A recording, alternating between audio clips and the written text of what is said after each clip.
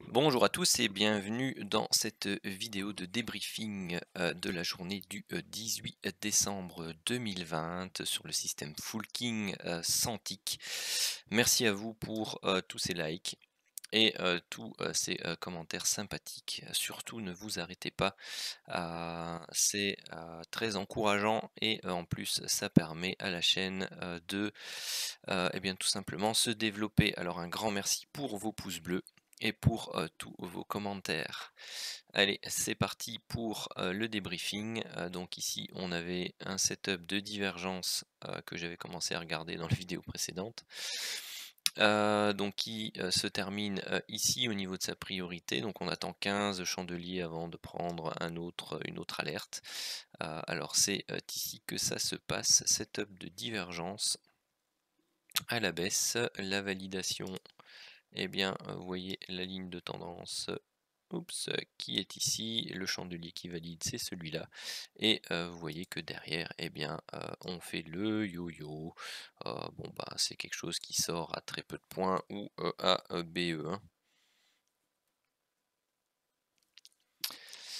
Ensuite, alerte King TT, double alerte King TT ici à la baisse dans le sens du setup de divergence. Donc on pouvait entrer en position, le contact se fait ici, donc c'est plus ou moins 5 points pour la première.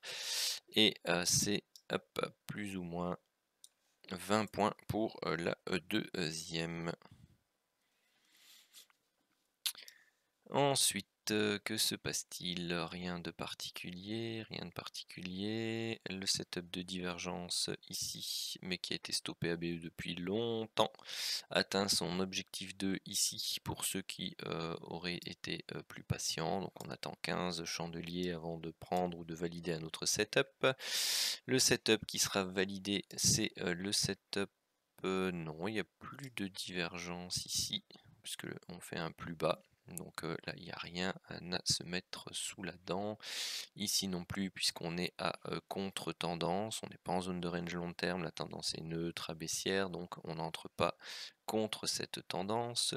Surtout qu'en plus, on est chapeauté par une belle ligne ici, une belle oblique qui passe par ici. Ensuite, setup de divergence, eh bien voici le break au niveau de la divergence. Donc la ligne de tendance était ici, voire même celle-là. Bon, celle-là, elle est cassée. Donc voilà, donc on monte. Vous avez la ligne de tendance ici qui est toujours baissière, donc prudence. Vous avez un range court terme qui se matérialise et donc le plus bas à breaker, c'est celui-là. On le break à la baisse. On s'en va. Donc c'est moins 10 ici. On perd la priorité de la divergence à la hausse ici, parce qu'on fait un nouveau plus bas au niveau des prix. On a un nouveau setup de divergence qui se matérialise ici. Hop, la ligne de tendance, c'est celle-ci. Donc qui sera adaptée au fur et à mesure des mèches. Donc bon, pas de validation pour ce setup de divergence-ci. On a une alerte King TT à la hausse qui se fait, est toujours valable? Oui, qui se fait dans le sens du setup de divergence haussier, donc celui-ci. Même si on n'est pas entré dedans, il est toujours valable pour la priorité. Donc là, ça nous donne une belle déconvenue, puisqu'on se fait stopper ici. On dégage sur ce gros chandelier rouge ici à moins 30 points. Ensuite, setup de divergence haussier. Hop, ligne de tendance, elle est très raide. Celle-ci, s'il veut bien me la mettre. Donc voilà, les chandeliers qui la break sont pas non plus des chandeliers. Donc là, il y a quasi 10 points. On est toujours sous la MM15. J'aurais tendance à dire que celui-là me donnerait plus confiance. Et encore, c'est 7 points. En tout cas, vous aviez la possibilité d'entrer soit sur celui-là ou sur l'un de ces deux-là. Donc on pouvait aller rechercher ici l'objectif 1 à plus ou moins 85 points. Un objectif 2 peut-être.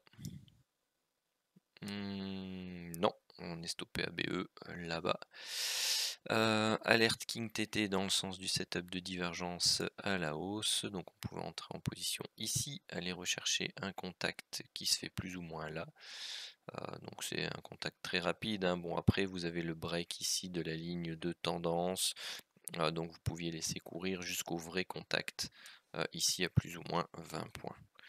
Donc quand je dis la ligne de tendance, c'est celle-ci, hein. Donc vous êtes en setup et vous avez même le canal ici baissier correctif. Vous avez une zone de range court terme qui vous dit attention, les prix vont consolider un petit peu. C'est le cas sous forme d'un canal. Vous breakez le canal, et bien tout simplement vous allez très aisément aller rechercher une extension ici des 100% par rapport au fanion baissier, et donc les 100% étaient ça c'est 70, les 100% étaient ici. Donc vous voyez que au niveau des figures chartistes, hop, ça fonctionne également. Donc vous aviez toute l'amplitude pour pouvoir laisser traîner un peu votre trade ici.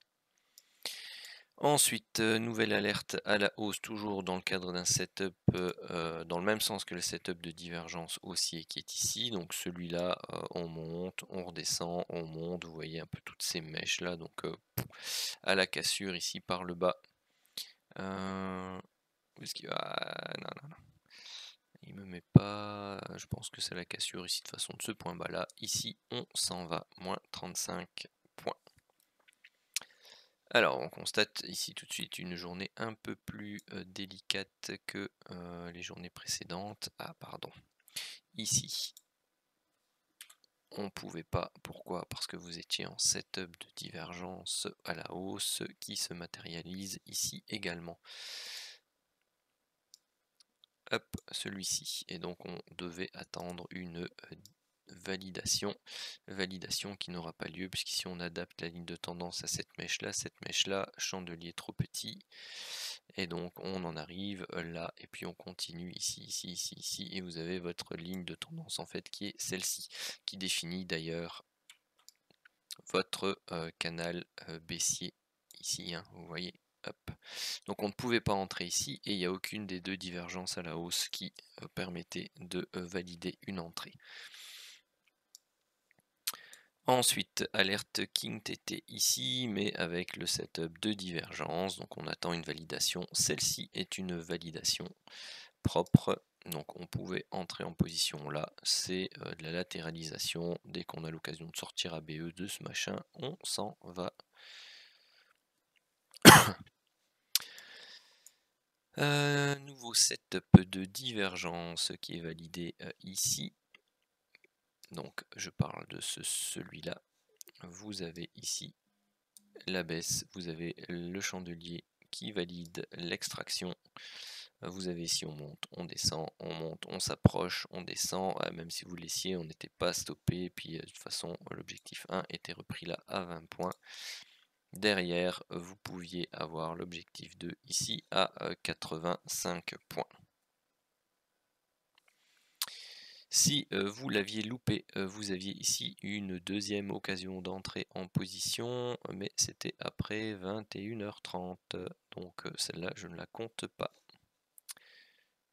Hop, 21h30 est ici, et vous pouviez entrer en position certainement quelque part dans ces chandeliers. Là, vous aviez votre ligne de tendance qui était là, mais avec pas mal de mèches.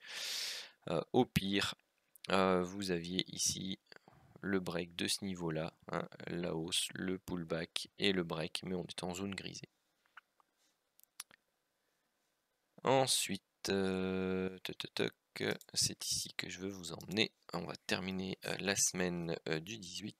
Alors, c'est 10 plus 5 plus 20 moins 10 moins 30 plus 85 plus 20 plus 20. Nous avons donc 120 points. 1, 2, 3, 4, 5, 6, 6 gagnants, 2 perdants, aucun BE.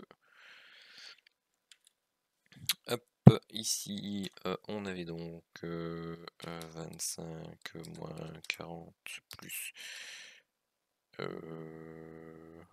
pourquoi 85 ici? Ça doit être 0 alors pour celui-là. Hop, plus 20, et 2 plus 20 plus 85. Et donc on avait 2 BE en plus, donc ça fait 4 gagnants, 2 perdants, 2 BE. Ceci clôture donc la semaine du 14 au 18 décembre avec 220 points pour le setup 1, 490 pour le setup 2, donc plus de 700 points pour cette semaine. Et ce qui fait monter, je pense qu'il y a des petits problèmes dans mes... Ouais, voilà. Hop. Voilà, 1340 points pour l'objectif 1 et 2090 points pour l'objectif 2. Hop là. Voici la fin de cette vidéo. Sur ce, je vous remercie de l'avoir suivi et je vous dis à la prochaine. Ciao!